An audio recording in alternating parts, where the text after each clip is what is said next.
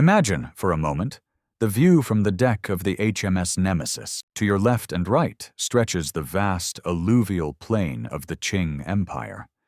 This is a civilization that has viewed itself not merely as a nation, but as Tianxia, all under heaven. It is a behemoth holding 400 million souls, generating nearly a third of the world's GDP, and operating on a bureaucratic operating system that has run uninterrupted for 2 millennia. It is the Leviathan of the East, massive, wealthy, and seemingly immovable. From the perspective of the Dragon Throne in Beijing, the world is stable. The Emperor Daoguang sits at the apex of a concentric geopolitical order where barbarian peripheries pay tribute to the civilized center. To him, the troubles in the south are mere banditry, a temporary annoyance caused by uncouth merchants from a tiny, damp island in the North Atlantic. The Nemesis is not just a ship. It is a harbinger of the apocalypse for the feudal world. It is the world's first ocean-going iron warship. While the Qing Navy relies on wind, wood, and manual labor, the Nemesis is a demon of the Industrial Revolution. It possesses a shallow draft that allows it to bypass coastal forts and glide silently up the shallow inland rivers, the very arteries of the empire, where no foreign ship was ever meant to go. The paradox is striking. On paper, this is a war between a Goliath and a gnat. The Qing have 800,000 troops. The British Expeditionary Force numbers fewer than 10,000. Yet, as the Nemesis opens fire on the city of Zhenjiang, the result is not a battle, but a systemic shock. The British shells do not just destroy walls, they shatter the cognitive framework of the Chinese leadership. The Qing generals are fighting a medieval war of positioning and morale, reciting poetry and relying on the mandate of heaven. The British are fighting a modern war of logistics, ballistics, and geometric precision. The critical breaking point, the moment the center of the universe truly collapses, is not the fall of a city, but the seizure of a waterway. The British command realizes they don't need to conquer Beijing. They simply need to strangle it. By blockading the intersection of the Yangtze River and the Grand Canal, they sever the hydrovascular system that transports grain from the fertile south to the hungry north. Suddenly, the Leviathan is choking. Panic spreads through the Forbidden City. The choice becomes binary: capitulate or starve. On August 29, 1842, under the looming guns of the HMS Cornwallis, aged Qing officials, trembling in their silk robes, board the British ship to sign the Treaty of Nanking. They are not just signing a ceasefire, they are signing a death warrant for the old world order. Here lies the central paradox and the core of our deep dive. To the Qing negotiators, ceding the island of Hong Kong, a barren rock with hardly a house upon it, as Lord Palmerston famously sneered, seemed like the lesser evil. They thought they were giving these annoying barbarians a small quarantine zone, a place to isolate the infection so the rest of the empire could return to its slumber. They believed they were trading a worthless rock to save face and preserve their system. They didn't realize that in the age of sea power and global finance, Hong Kong was not a rock. It was a platform. By ceding Hong Kong, the Qing Empire didn't isolate the virus. They installed a permanent backdoor into their own mainframe. They gave the British a sovereign, unregulated node right on their doorstep, a base from which Western law, Western capital, and Western technology would relentlessly erode the sovereignty of the Middle Kingdom for the next 150 years. The Treaty of Nanking was not just a military defeat. It was the moment the hardware of the East crashed against the software of the West. And the price of rebooting the system would be the loss of the jewel of the Orient. To understand why the Treaty of Nanking was signed, we must look away from the smoking ruins of the coastal forts and peer into the terrified hearts of the capitals that directed them. History often paints this as a simple tale of British greed versus Chinese weakness. But beneath the surface, this was a collision between two empires that were both, in their own ways, fighting for survival. The war did not begin with a gunshot. It began with a ledger. In the 1830s, Great Britain was the undisputed workshop of the world, a titan of steam and iron. Yet, inside the boardrooms of the City of London and the textile mills of Manchester, there was a palpable sense of panic. The British Empire had a China problem, and it was bleeding them dry. For decades, the trade relationship had been disastrously one-sided. The British public was addicted to Chinese tea, silk, and porcelain.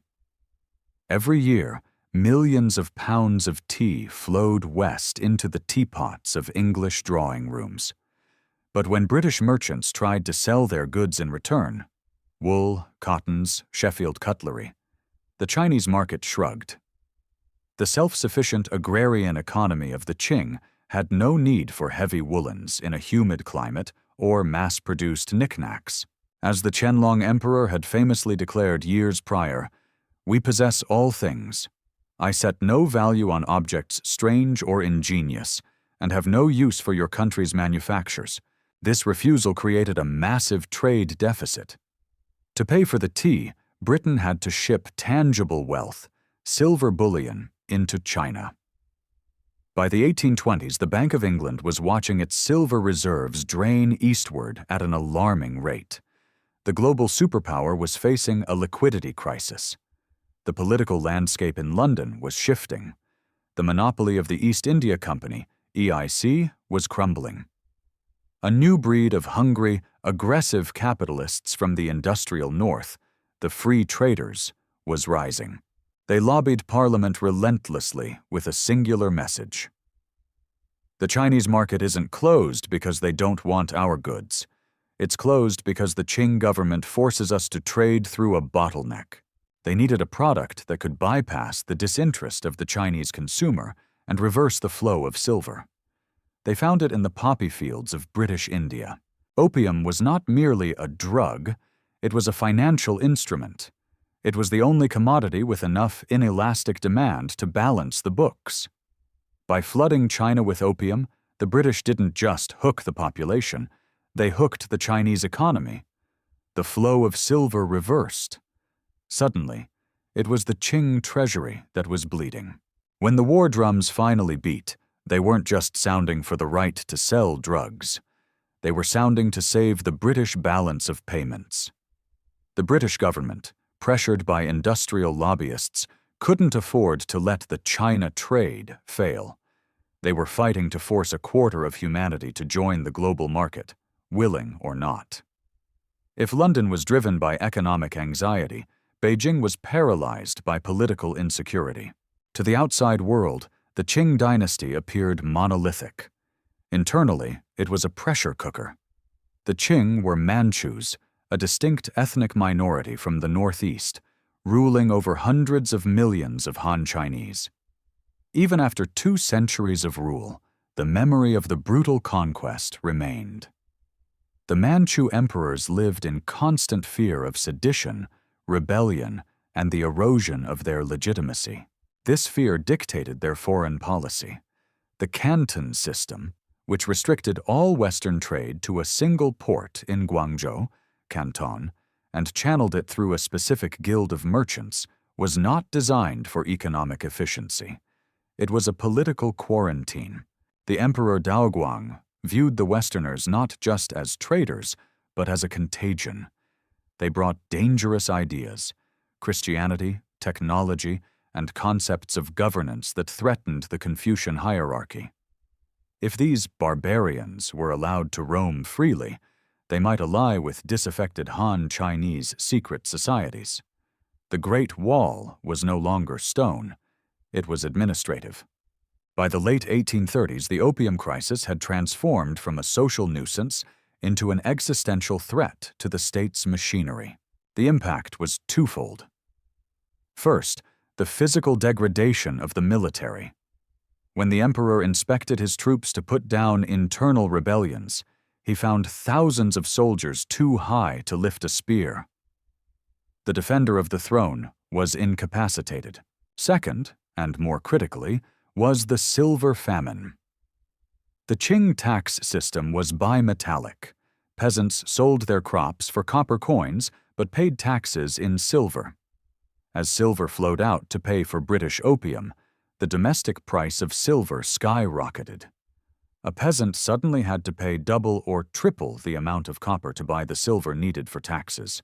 Millions of farmers were being pushed into bankruptcy, not by bad harvests, but by exchange rates. Bankruptcy breeds rebellion. For Dao Guang, stopping the opium trade wasn't about morality. It was about preventing a peasant uprising that would topple the Manchu dynasty.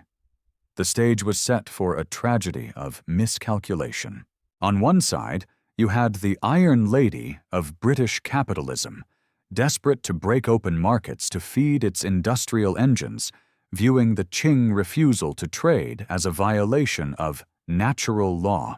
On the other side, a fragile Manchu despotism, viewing any opening of the door as a prelude to its own destruction. Into this powder keg stepped Lin Zexu, the emperor's drug czar. A man of immense integrity and intellect, Lin made a fatal geopolitical error. He assumed the British were merely unruly smugglers who could be cowed by moral righteousness and local laws. He did not understand that behind the smugglers stood the Royal Navy, and behind the Navy stood the relentless logic of the City of London. When Lin Zexu confiscated and dissolved 20,000 chests of British opium in the lime pits of Human in 1839, he thought he was enforcing the law. He sent a letter to Queen Victoria, appealing to her conscience, asking how she could allow her subjects to sell poison. He never received a reply. The British Parliament didn't debate morality. They debated the destruction of private property and the insult to the Crown. The lobby in London got what it wanted. The fleet was launched. The Qing were not preparing for a war of nations. They were preparing for a police action against pirates. The British were not preparing for a trade dispute. They were preparing for a hostile takeover of the East Asian Economic Order. The date is August 29th, 1842. The setting is the humid, cramped gun deck of the HMS Cornwallis, anchored off the coast of Nanjing. The fighting has stopped, but the real violence is just beginning. This is not a diplomatic meeting between equals. It is a sentencing hearing. On one side sit the British plenipotentiaries, led by Sir Henry Pottinger, cool and precise in their tailored uniforms. On the other, the elderly Manchu officials, Qiying and Yilibu, sweating in their heavy court robes, visibly trembling. They are terrified not of the British, but of the report they must send to the emperor. They need this nightmare to end. To the Qing officials, this treaty is a humiliation, but a manageable one. They believe they are buying peace. In reality, they are signing a contract that will dismantle their civilization piece by piece. Let us dissect the transaction, for it was a masterclass in asymmetric warfare. The first blow was financial, blunt, and brutal. The British presented an invoice, 21 million silver dollars. In the silence of the cabin, the scratching of the quill represented a staggering transfer of wealth.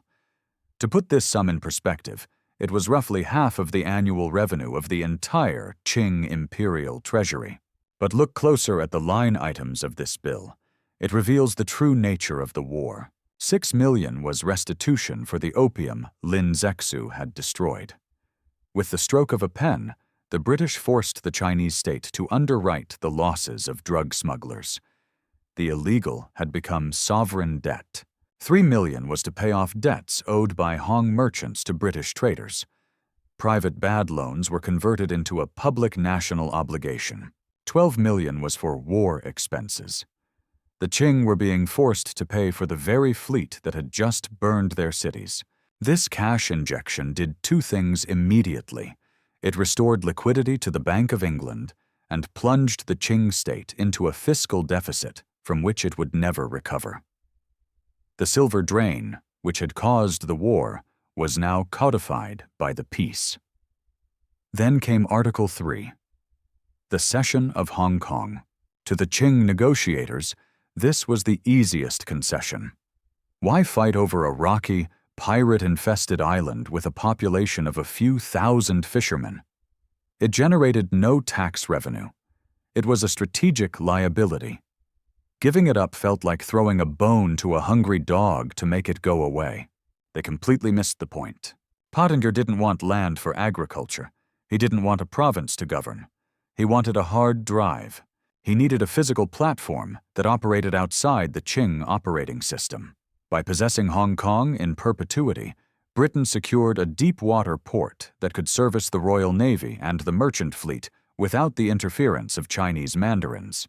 Hong Kong became the unsinkable aircraft carrier of the 19th century. It was a logistics hub where opium could be stored, ships could be repaired, and intelligence could be gathered. From this barren rock, Britain could project power up every river and into every market of the mainland. The Qing thought they were amputating a finger. They were actually allowing the installation of a pacemaker that would regulate their own heartbeat. If the money was painful and the land was strategic, the hidden clauses were fatal. This is where the British truly won the war for the future. The treaty introduced the concept of extraterritoriality, or consular jurisdiction. Previously, if a foreigner committed a crime in China, he was subject to Chinese law. Brutal, perhaps, but sovereign. The new treaty stipulated that British subjects would be tried only by British consuls, under British law. This seems like a minor legal technicality, but it was a metaphysical dagger. It shattered the concept of tianxia, the idea that the emperor's rule was universal. Suddenly, there were people walking on Chinese soil who were immune to Chinese authority. It created a state within a state. It meant that foreign merchants could operate with impunity, knowing the local magistrate could not touch them. The legal firewall of the Qing Empire was deactivated. Finally, the British locked the handcuffs with trade liberalization. The treaty abolished the Kohong monopoly system. No longer could the Qing government filter trade through a select group of controllable merchants. The market was ripped open. But the coup de grace was the fixed tariff. The treaty stipulated that import duties would be capped at roughly 5%. In modern terms, China lost its monetary sovereignty. A sovereign nation uses tariffs to protect its infant industries from foreign competition. By fixing the tariff at 5%, Britain ensured that China could never industrialize. Chinese handweavers could not possibly compete with the steam-powered looms of Manchester when the tax barrier was so low. The structure was set. China would export raw materials, tea, silk, and import finished goods, textiles, tools, and they were legally forbidden from changing the terms of this exchange. And to ensure no loopholes remained, the British added the Most Favored Nation, MFN clause, in the supplementary Treaty of the Bogue. This was a masterstroke of legal parasitism. It stated that any privilege granted to any other nation would automatically be granted to Britain. If the Qing later gave a concession to the French or the Americans, the British got it too, instantly, without lifting a finger. As the ink dried on the Cornwallis, the Qing officials bowed and departed, believing they had bought peace for the price of some silver and a rock. They were wrong. They had just signed a contract that turned their empire into a passive resource extraction zone for the global economy. They had handed over the keys to their house, the combination to their safe, and the authority over their own laws. The transaction was complete. The system was trapped. The British fleet weighed anchor and sailed away from Nanjing in the autumn of 1842. The cannons fell silent. To the Emperor Daoguang in the Forbidden City, the storm appeared to have passed. He had lost some face, some silver, and a worthless rock, but he believed he had preserved the dynasty. He was tragically mistaken. The British had not left. They had merely installed a new operating system, and now they were booting it up. The years following 1842 were not a period of peace. They were a period of slow, agonizing suffocation. The Treaty of Nanking was not a singular event. It was a structural trap designed to function on autopilot, grinding the Qing economy into dust without a single British soldier needing to fire a shot. The first mechanism of the trap was the destruction of Chinese industry. For centuries, the Yangtze Delta had been the economic engine of the empire, famous for its Nanking cloth, durable, hand-woven cotton produced by millions of peasant households. It was a perfect microeconomy. Farmers grew cotton, their wives wove it, and they sold the surplus. But the treaty had locked China's import tariffs at a measly 5%. The firewall was down. Suddenly, the ports were flooded with machine-made textiles from Manchester and Lancashire. These goods were not better, but they were impossibly cheap. The British steam engine could outproduce a Chinese village weaver by a factor of hundreds. In a sovereign nation, the government would have raised tariffs to 30% or 40% to protect its people, just as Britain had done to protect its own wool industry against Indian textiles years prior. But the Qing were contractually forbidden from doing so. The result was a massacre of livelihoods. Millions of weavers found their cloth unsold. The supplementary income that kept peasant families alive during lean harvest years evaporated. The workshop of the world, Britain, was deindustrializing the Middle Kingdom, China, turning it into a purely agrarian vassal. While the peasants lost their income, the state demanded more money. The $21 million indemnity was a noose around the neck of the Qing treasury. To pay the British, the emperor had no choice but to squeeze the very people who were already drowning. This triggered a catastrophic monetary crisis, known as the silver dear copper cheap phenomenon. The Chinese economy ran on two tracks. Peasants sold their crops for copper cash, the coins with the square holes, but taxes were calculated in silver taels. As silver continued to flow out of the country to pay for opium, which was now pouring in through the unregulated hub of Hong Kong, and the war indemnity, silver became scarce. Its value skyrocketed.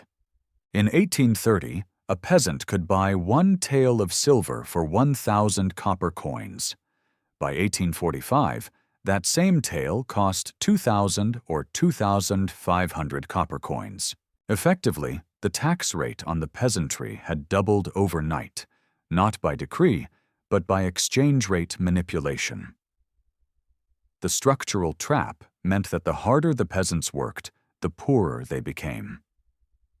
They were running on a treadmill that the British financial system had set to maximum speed. And then there was the opium. The Treaty of Nanking had surprisingly remained silent on the legal status of opium. The British negotiators, savvy as they were, knew they didn't need to legalize it on paper. They just needed to castrate the Qing's ability to police it. With Hong Kong now a British colony, it became the world's most efficient drug distribution center. The barren rock was transformed into a bustling warehouse of poison. Opium clippers docked in Victoria Harbor, offloaded their chests into smaller, swift boats that darted up the Pearl River and along the coast, untouchable by Qing customs. The addiction metastasized. It moved from the coastal elites to the inland coolies. It wasn't just a health crisis, it was a productivity crisis. A stoned workforce could not farm, could not maintain the dikes of the Yellow River, and could not fight. The empire was being hollowed out from the inside, its population turning into ghosts in their own land. The structural trap eventually triggered the final collapse. The loss of the mandate of heaven. In the eyes of the Chinese people, the Manchu rulers had committed the ultimate sin. They were weak against the foreign barbarian, but brutal against their own subjects. They were taxing the starving to pay the invader. The social contract was broken. The vacuum of legitimacy was filled by a madness born of this very chaos. In the southern province of Guangxi, a failed scholar named Hong Xiuquan, delirious from fever and influenced by poorly translated Christian pamphlets given to him by a missionary, declared himself the younger brother of Jesus Christ. Under normal circumstances, he would have been dismissed as a lunatic. But these were not normal circumstances. The structural trap had created a massive underclass of displaced, bankrupt, and desperate men, river porters who had lost their jobs to British steamships, charcoal burners, and ruined farmers. They didn't join Hong Xiuquan because of theology. They joined him because they were starving. This was the Taiping Rebellion. It was not a direct war with Britain, but it was the direct offspring of the Treaty of Nanking. The economic dislocation caused by the treaty fueled a civil war that would rage for 14 years and claim nearly 20 to 30 million lives, bloodier than World War I. While the Qing armies were busy slaughtering the Taiping rebels to save the dynasty, the Western powers watched from their concessions in Shanghai and Hong Kong. They sold weapons to both sides, collected their customs duties, and expanded their commercial footprints. The trap was perfect. The host organism was fighting itself, consuming its own energy, while the parasite grew fat on the chaos. The structural design of 1842 ensured that China would remain too weak to resist, but just strong enough to pay its debts. By the mid-1850s, the peace established by the Treaty of Nanking had curdled into a toxic stalemate. In London, the mood was one of bitter disappointment. The British merchants had promised that opening the treaty ports would lead to a bonanza of sales, with 400 million Chinese customers clamoring for Sheffield cutlery and Manchester cottons. It hadn't happened. The average Chinese peasant remained too poor to buy British goods, and the Qing officials, masters of passive resistance, were dragging their feet on every clause of the treaty. The City of London felt cheated. They concluded that the dosage of force in 1842 hadn't been high enough. They needed a new war to finish the job. They just needed an excuse.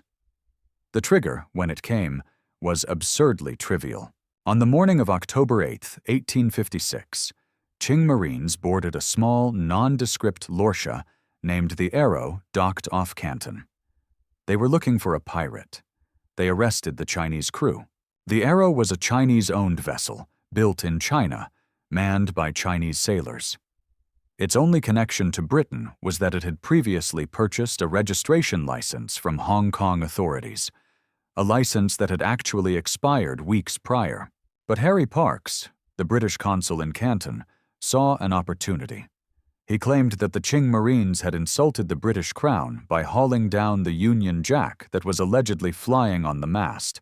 Witnesses disputed if a flag was even there. In any other context, this would be a minor diplomatic squabble settled over tea. But Parkes and Lord Palmerston, the Prime Minister in London, weaponized it. They roared that the national honor had been besmirched. The Arrow incident was not the cause of the war. It was the pretext. It was the spark thrown into a room already filled with the gas of commercial frustration. The British war machine, this time joined by the French, who found their own pretext in the death of a missionary, revved up for the final blow. The Second Opium War was different. In 1842, the British had stayed on the coast. In 1860, they decided to strike at the Soule. An Anglo-French expeditionary force of 20,000 men landed near Tianjin and began the march toward Beijing. The Qing army, despite 20 years of warning, was still fighting with bows, arrows, and outdated gingals. The Battle of Palikao was a slaughter. The Mongol cavalry, the elite pride of the Manchu military heritage, charged bravely into the teeth of Armstrong breech-loading artillery and Enfield rifles. They were wiped out. The road to Beijing was open. The Emperor Xianfeng fled the capital, leaving his brother, Prince Gong, to face the conquerors. October 1860. The British High Commissioner, Lord Elgin, stood before the Yuanming Yuan, the old summer palace. This was not merely a royal residence. It was the architectural embodiment of the Chinese civilization.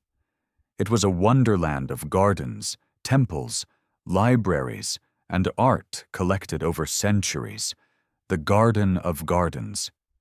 It was the private world of the emperor, the one place where he could escape the suffocating rituals of the Forbidden City. Elgin wanted to inflict a punishment that would be etched into the memory of the Manchu rulers forever, without destroying the commercial hub of Beijing itself. He ordered the palace burned. For 3 days and 3 nights, the sky over Beijing turned black with smoke. British and French soldiers looted priceless porcelain, smashed jade statues, and set fire to wooden pagodas. It was a calculated act of cultural decapitation. By burning the Summer Palace, the British were not just destroying property, they were destroying the mystique of the Son of Heaven. They proved that the emperor could not even protect his own home, let alone his people. The psychological collapse was absolute. Amidst the ashes, Prince Gong signed the Convention of Peking. If the Treaty of Nanking was an injury, this was an amputation. Kowloon Peninsula. The British argued that holding just Hong Kong Island was militarily insecure.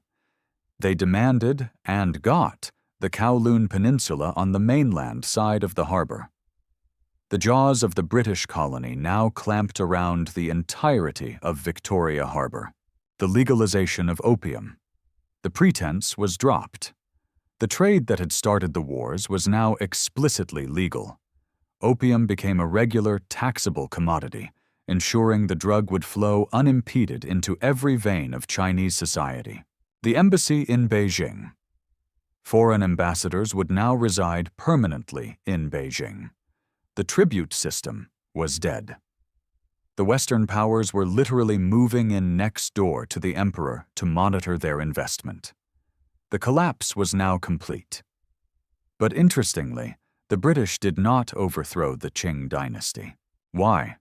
Because a chaotic China was bad for business.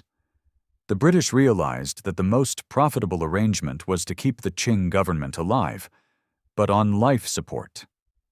They needed a weak central government that could collect taxes from the peasantry and hand them over to Western banks to pay off the war indemnities. The Qing dynasty became a zombie administration, a tax farming agency for foreign powers. They were allowed to keep the throne, but they had lost the country. The shock of 1860 didn't just break the Qing military, it broke the Chinese timeline. The illusion of being the center of the world was incinerated along with the Summer Palace. The Century of Humiliation had moved from its opening chapter to its darkest phase. History is rarely a simple story of villains and victims. It is a ledger of trade-offs, where the consequences of a single signature can ripple across centuries. As we stand back to survey the wreckage of the 19th century and the gleaming skyline of the 21st, we must ask the final difficult question. In the long run, who actually won? For the British Empire, the Treaty of Nanking was a tactical masterstroke. They secured their tea, stabilized the Bank of England, and turned a barren rock into the greatest commercial hub the Orient had ever seen. Hong Kong became the model for a new kind of empire, one based not on occupying vast territories, but on controlling strategic nodes of flow. They didn't need to own China, they just needed to own the gate. However, the victory carried a hidden poison. By humiliating the Qing so thoroughly, by forcing the sick man of Asia to his knees, the British inadvertently forged the steel of modern Chinese nationalism. The Century of Humiliation became the founding myth of modern China, a unified trauma that would eventually fuel the rise of the Communist Party and a fierce determination to never again bow to a foreign power. Britain won the battle for the 19th century, but in doing so, they created the titan that would challenge the West in the 21st. For China, the loss was catastrophic. The Treaty of Nanking shattered the illusion of the Middle Kingdom. It proved that a civilization, no matter how ancient or cultured, could not survive if it refused to update its operating system. But here lies the ultimate irony of history. Hong Kong, the symbol of China's greatest shame, eventually became the engine of its resurrection. When the Qing dynasty finally collapsed in 1911, and later when the bamboo curtain fell under Mao Zedong, isolating China from the world, Hong Kong remained the solitary airlock. It was the only place where Chinese culture fused with Western rule of law, finance, and logistics. When Deng Xiaoping decided to reopen China in 1878, he didn't have to start from scratch. He had Hong Kong. The barren rock provided the capital, the expertise, and the gateway that fueled the explosive rise of Shenzhen and the Chinese economic miracle. The British had forced open a back door to loot the house. A century later, the homeowners used that same back door to go out and conquer the global market. If we strip away the ships and the silver, the story of the Opium War is a brutal lesson in adaptability versus rigidity. The Qing Empire didn't lose because they lacked courage. The soldiers who died at the Taku forts were incredibly brave. They lost because they believed they could exist outside the global system. They believed they could dictate the terms of reality based on tradition rather than physics and economics. The British Empire represented a ruthless, expanding network of trade and technology. When the static hierarchy of the Qing collided with the dynamic network of the British, the structure cracked. The lesson for any nation, or indeed any leader, is clear. You cannot wall yourself off from the future. The flow of technology and capital is like water. If you build a dam, it will eventually burst and destroy you. The only survival strategy is to learn how to swim. Today, the Union Jack no longer flies over Government House in Hong Kong. The Treaty of Nanking is a museum artifact, a yellowing piece of paper in a glass case. But the ghost of 1842 still haunts the halls of power in Beijing and Washington. It serves as a grim reminder that sovereignty is not given. It is maintained by economic vitality and technological relevance. The story of the loss of Hong Kong is not just a tragedy of the past, it is a warning for the future. It teaches us that in the game of geopolitics, those who refuse to play by the new rules do not just lose the game, they lose the board. Subscribe now so you don't miss any information, because when history is rewritten, you will want to be one of the few who foresaw it. Thank you for watching.